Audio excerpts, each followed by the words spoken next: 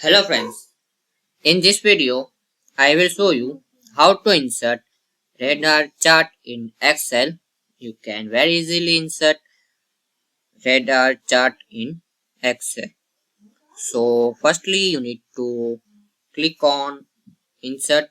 Firstly select the area and insert,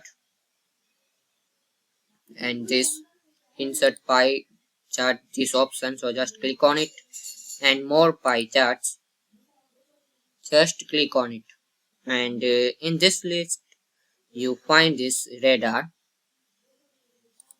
Just click on it, and here more options will be there. Radar with markers. So select the which you like this one. So just select it and click on OK. And you see here this will be very easily insert.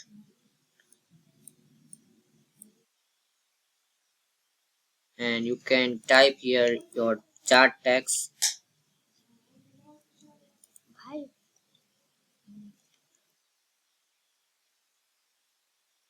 You see here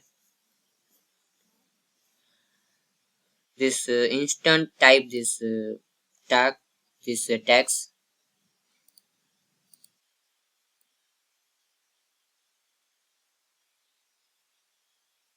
You see here. So this way you can very easily insert this chart. So thanks for watching this video.